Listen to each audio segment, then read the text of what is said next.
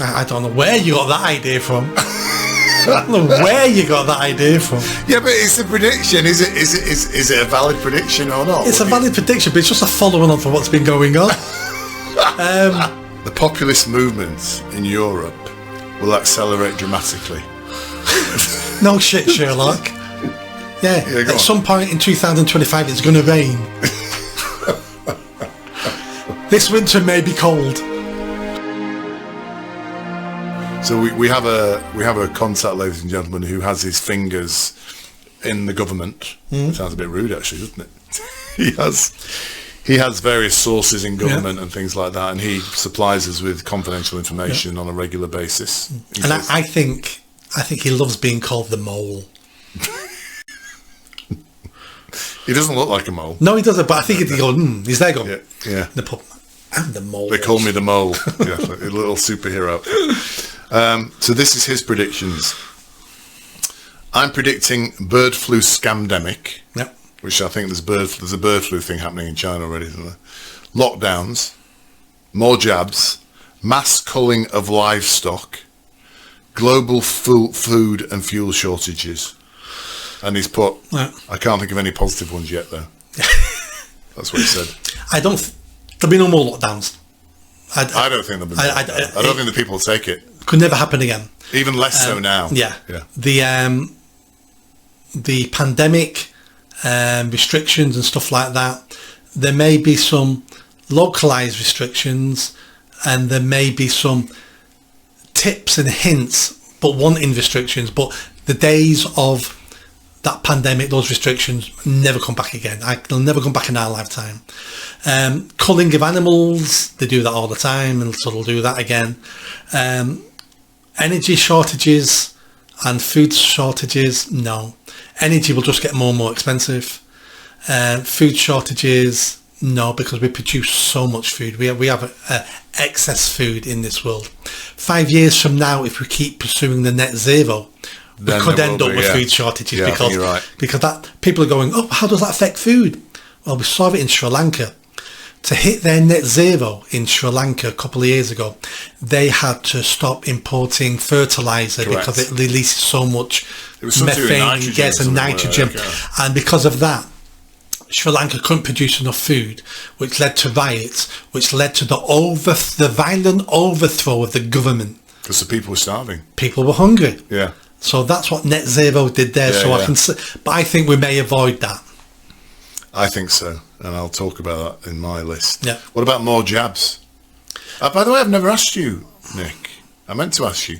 Did you have the jab? Yes. I had a jab. How many? 2. For one reason only, so I could go on holiday. I didn't have any. Yeah, I wanted to go away. I managed to get on holiday without a jab. Right. There were ways around it. Right. I didn't know you then. Otherwise I wouldn't have had it. I had to get my passport, and I went on holiday. Yeah. I wouldn't have another one unless again I had to go on holiday. Yeah. I mean the evidence emerging now is horrific about what it does. Yeah. I think they'll still offer jabs and they'll offer more jabs, but it will now be like the annual flu jab. They'll suggest you have it. They might write you to have it. The days of coercion are gone. I think a lot of people just won't have it anyway. Yeah. Even if lots of people will. Yeah, I think a lot of people now aren't having their boost. Because I always say, did you have the jab? Are you having your booster jab? No, why not? Yeah. And they go like, because they're not stupid. I also think... Well, they are stupid because they had it in the first place. Over the next few years, we'll start getting data about how the pandemic has damaged our confidence in jabs and vaccines in general. Yeah. So there'll be more people now not immunising their children on all these sort of diseases like used to, and because people are going, I'm taking nothing because look what happened. So I think they've damaged. Yeah, I mean our red pill guy, the one you call the coward constantly. Not anymore. He's not a coward anymore. Oh, he's all right now. He will not have anything. Yeah, he was a black pill. Yes. But he was a coward when he was a black pill. Yes. He's now been red pilled. He's not a coward anymore because he's now fighting back. I'll let him know later. Thank you. In fact, he just texted me a minute ago. Yeah. I've got the gun. I just need to get sights on that Buckley's head now. Nick got a bit scared because we went to a do, didn't we? And I said he might be turning up, so you were looking round. Yeah, he doesn't have anything. He won't have any jabs. Yeah, including, I mean, like the MMR. You know, he won't let his kids have things like. You know, he's totally like he thinks everything has got shit in it, basically. I said to him, I think he's gone a bit too far. Yeah, so my yes, I've read out the moles predictions. My predictions: Manchester United will start to re-emerge, and by that, before you say it's too general, Nick, I'll stop you before you have a chance to say it, because I know what you like. I think they. I was about to. I think they will win 80% of their remaining matches. Right. You heard it here first, folks. After Sunday's performance, yeah, I think you need more than one game before you start making predictions like that. There will be a recession in the UK. That's almost guaranteed. Yeah, that's guaranteed. I don't think you could put you couldn't place a bet at bookies for that. Did I say about any of your predictions? No. But it's a prediction, isn't it? It's just because you can't get a bet at the bookies doesn't make it not a valid prediction. For people who don't know what recession means, it means 6 months, but every month in those 6 months, the economy of the UK declines. So we've had 2 or 3 months now declining. I'm just looking around the business world and speaking to people, and you're one of them, and nobody wants to invest. Everyone's going, we need to batten down the hatches because we're in for a rocky period, take no risks, spend as little money as possible, don't take on any new staff, and we just need to get through this period. That's not good for the economy. That's terrible for the economy. A recession, absolutely, I can see. People are nervous, it's happening. This is a very specific one I'd like to put forward. Anti-immigration sentiment will increase dramatically in the UK. Right. I don't know where you got that idea from. I don't know where you got that idea from. Yeah, but it's a prediction. Is it a valid prediction or not? It's a valid prediction, but it's just a following on from what's been going on. To judge that, it would have to be the opinion polls are reporting that, IPUS, whatever they're called, all these polls that come out. But a good one would be the mainstream parties. If the Tories and Labour over the next year start coming out with tougher immigration policies and rhetoric, then I would go, well, yeah, because they're only doing it because they're listening to the people, they're trying to gain more votes. And so, yeah, if they start coming out with policies, I would say absolutely. I mean, some of our listeners may not be aware that anti-immigration sentiment is increasing. That's why I'm just saying it will carry on increasing. That's what I'm saying. It's a mainstream topic now. A couple of years ago, you couldn't really talk about immigration. Correct. A decade ago, you would have lost your job or been deemed a racist and everything. We can have these conversations now, and everyone's having these conversations now. I think when we first started talking about this, we were quite nervous about saying some things around this because nobody was talking about it. Yeah. But over time, it's now something that everybody's talking about. It changed with the Southport murders. Yeah, this one's very specific as well. Disenchantment with all of the public sector will increase significantly. Oh, what's the heading on this list? Stating the bleeding obvious. When I wrote it, it seemed to be a lot more incisive and. I get what you mean. So let's look at some of the organisations. So let's look at the NHS. Nobody would ever be banging pots and pans for the NHS anymore. Correct. COVID killed our view of the NHS as a godlike figure, as a religion. It killed it. Everyone criticises the NHS now because it's failing, and we all see it failing, and we all want better, and we don't know why it can't produce any better. There's going to be more strikes coming this year. Oh, that could be one of mine. But when we have strikes in the public sector now, the train drivers are going back on strike. After you told me. A 20% pay rise. They want more money. Scandalous. So they're going back on strike. But when these strikes happen, the general public I will won't be, mind, but the train service is crap at the moment. and that's why the public will be against these strikes and will be against the public sector, saying to them, you're lazy, you're crap. Even when you're working, you do a bad job. What are you striking for? So you'll be able to judge all that from opinion polls and how the public react when we get new public sector strikes. Okay, I'm scared to read out my next one. The success of Trump policies. Sorry. Trump will be successful in the US with his policies.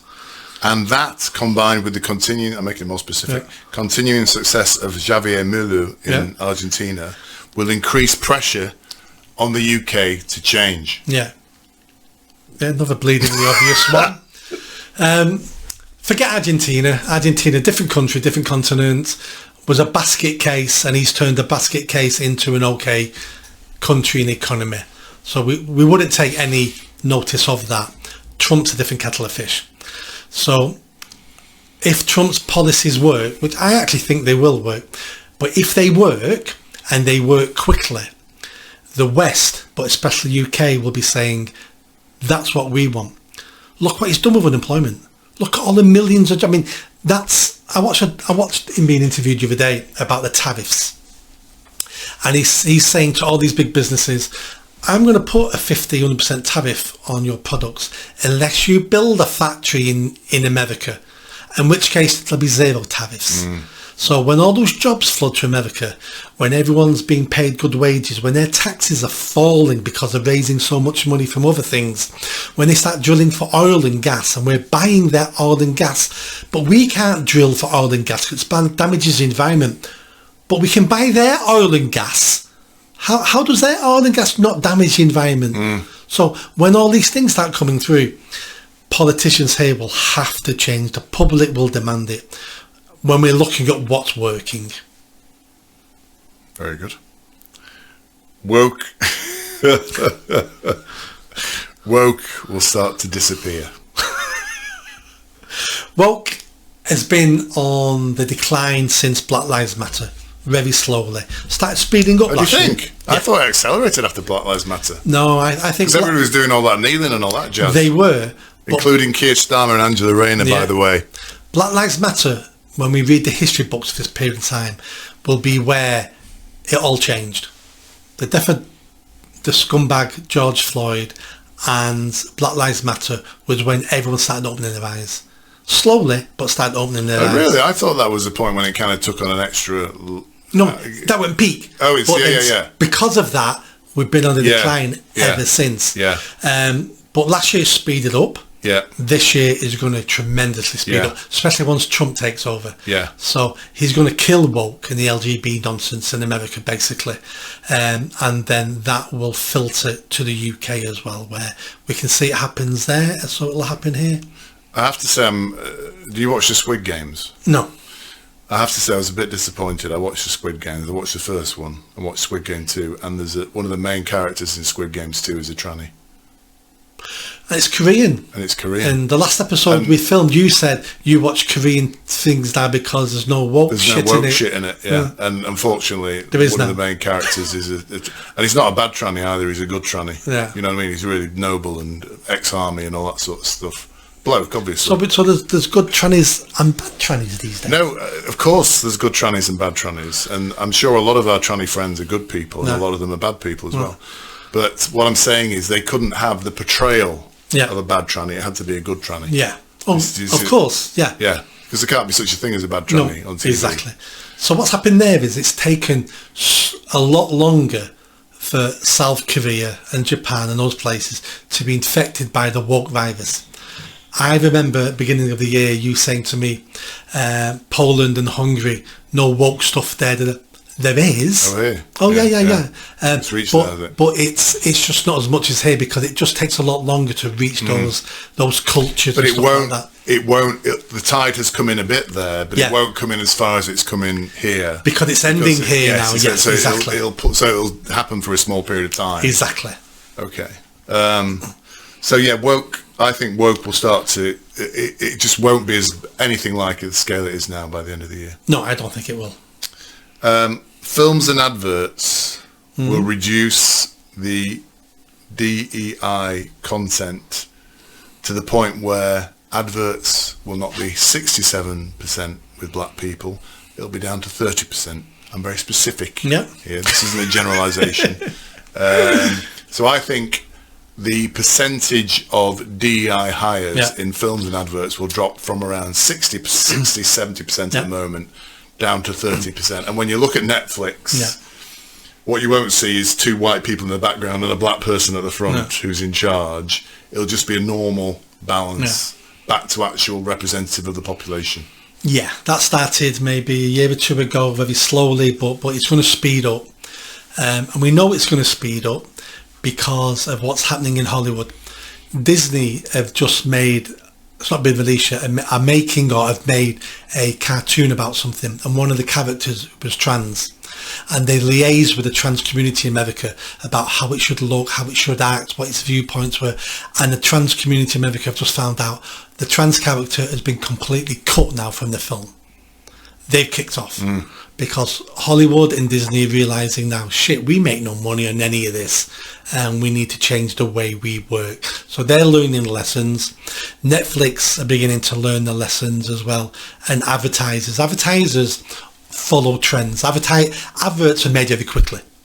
So a film might take 2-3 years in production to come through, hence why we're still getting some woke stuff now.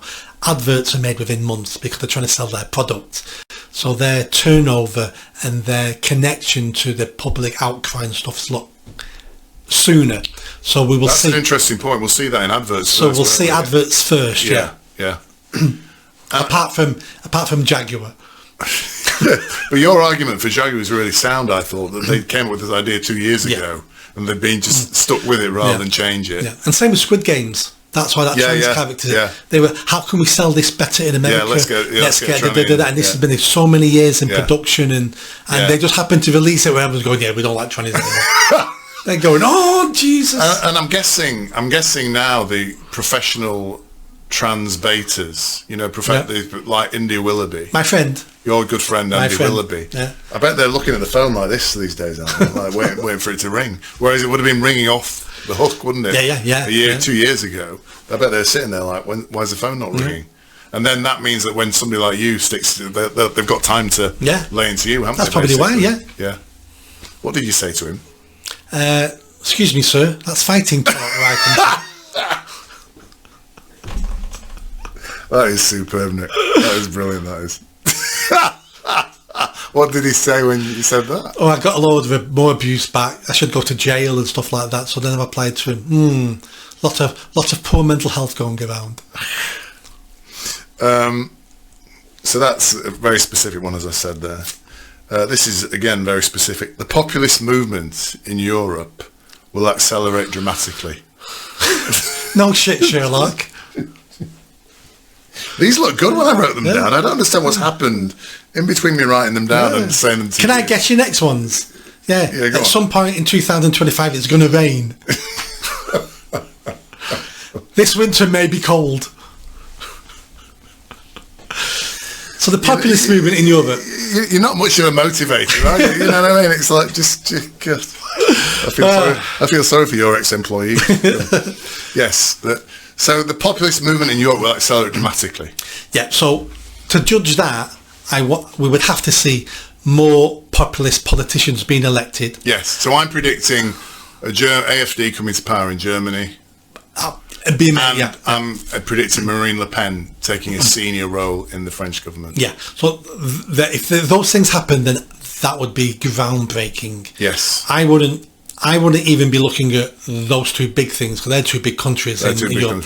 I'd be looking at some of this. I'd take it on board if Austria government was a populist government, or Holland where they're all they're doing horse trading, or some of the other countries. I'd take some of the other smaller countries as a good sign that was happening. But it happened in Germany or France, then that's mainstream then. This is very specific. It wasn't before, but I'm going to make it specific. Net zero target in the UK will be moved from 2035 to 2040 this year. No, I don't think it will. I think That wasn't my original thing, actually. That's because you're trying to quickly change things, like making them worse. I think this Labour government will stick to the net zero targets and the agenda. The government that replaces it will probably scrap it all. Because at the moment, the net zero stuff, the target is 2030 or 35, whatever. It's beyond their parliament, so they don't care.